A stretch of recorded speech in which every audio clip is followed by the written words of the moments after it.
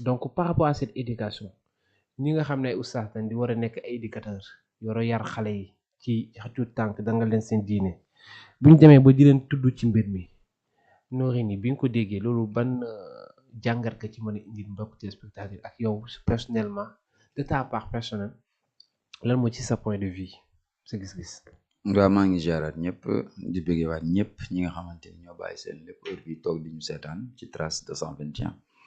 ci seen émission bu mag bi C'est du Buzz ñu leen di bëgge bu baax a baax a baax ku ci nekk bi la warman na la saa borom warman di la bëgge bu baax a baax di bëggewaat Sista Kenza bu wér yow di la bëgge da nga ni ñiy wax xaala ma ne buñ tegee xaala jël banaana nag yooyu man dara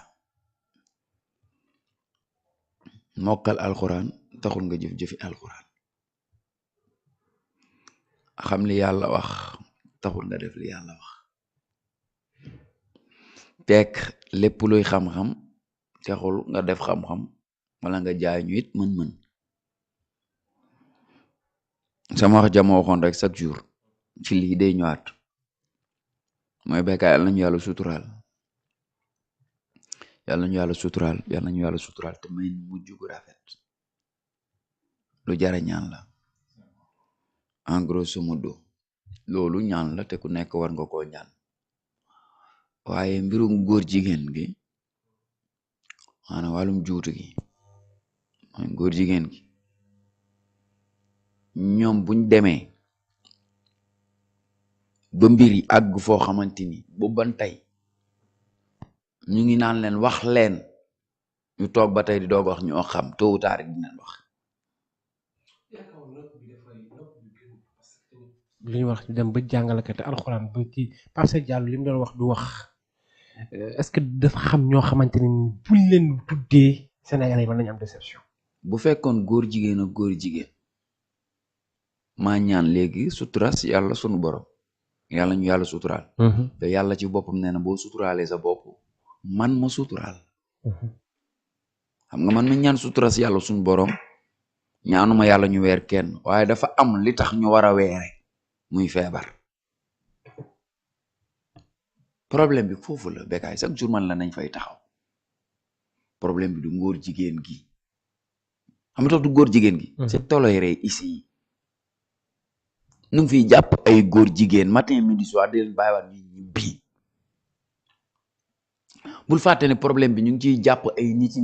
koo ciy dégg Pape Cheikh Diallo Djibi Dramé parce que dañoo siiw Zal Mbaye Zo Mbaye Dabax parce que ñeneen ñi nag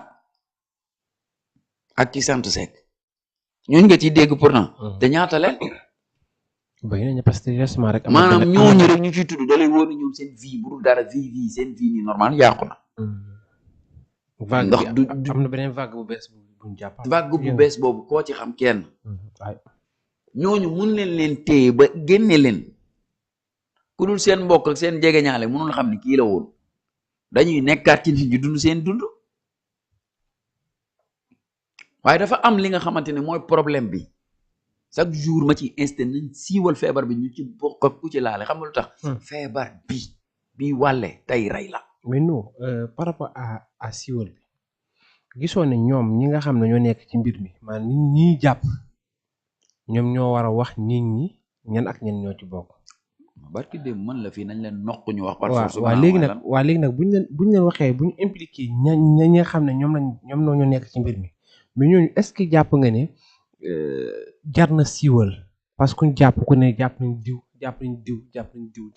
est-ce que léegi jàpp mën nañ jàpp rek yóbbu def seen liggéey sans autant que ñuy wax ni diw ci la bokk. jàpp yóbbu mën na am waaye kuñ fi jàpp mu siiw pourtant ñu ngi jàpp pourtant li ngay wax ni moom la ñuy def foog naa su ma jóomal kenn sax barki dem ba léegi ñu ngi jàpp de dégg nga tur rebondissement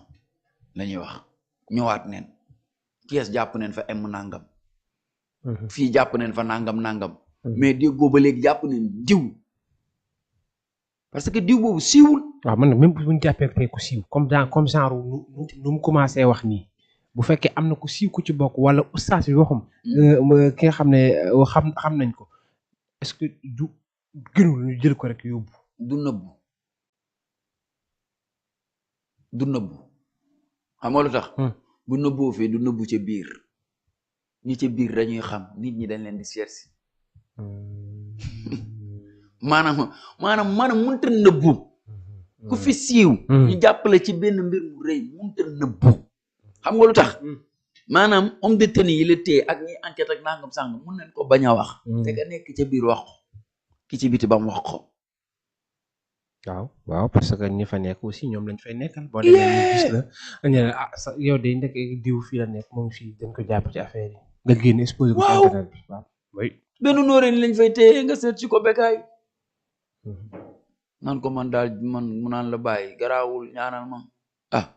man ci lii lañ ma tudd te oustaz diw a ngi fii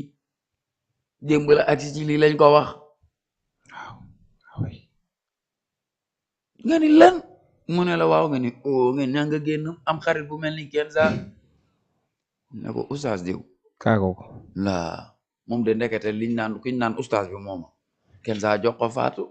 Fatou laal Kiné laal Pape laal ñoxor laal astu laal Sidi laal Waly laal Thiat Seck ba affaire yi ne nii nga siiw nekk ci lu bon ci dëkk bi parce que xam nga lu tax lu bon lu du nëbbu da du nëbbu te xam nga lu tax siiwal bi garaaw par force siiwal day am fa ñu taxaw fa xam ne siiwal day am feebar a tax siiwal di am feebar wala ku li aal feebar a tax Bécaye lii mun neen ci xool ne ma man ci laa bokk ma am feebar mais kenn saa ñu leen koy nëbb kenn di bokk ak man plateau di bokk ak man leneen ak leneen war nañ ma ko nëbb war nañ leen ko nëbb parce que dal na fi ñaata nit la fi dal amuñ ngooru génn wax ko wala ñi sekkal amuñ wala di la xamal ni lii daf ma dal maa ngi nangam sangam ba mu dal ñeneen dañ waxante dëgg sutura baax na waaye feebar bi ñu wàllaate baaxul kon képp koo xamante ni dal na la boo mënta assumer ses responsabilités ca tel def li nga war a def nañ ko siiwal nit ñi xam ni kii daa feebar ñi la mën a moytu la nit ñi jël seen matuwaay ci yow bañu ma Kenza par rapport ak situation bi affaire de góor jigéen moom du gën a propagé wu moom dossier baa ngi gën a avancé jot nañ si sax ci ay information que dafa am benn oustaz boo xamante ni mu ngi ci internet bi dañ ko ciy tudd mu nekk situation boo xamante ne ni jamono ji temm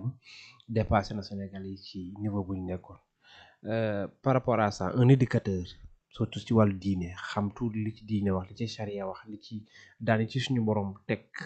ñu wubbi ko ñuy am këni soupçon am na ci genre nit yooyu fan la si réew mi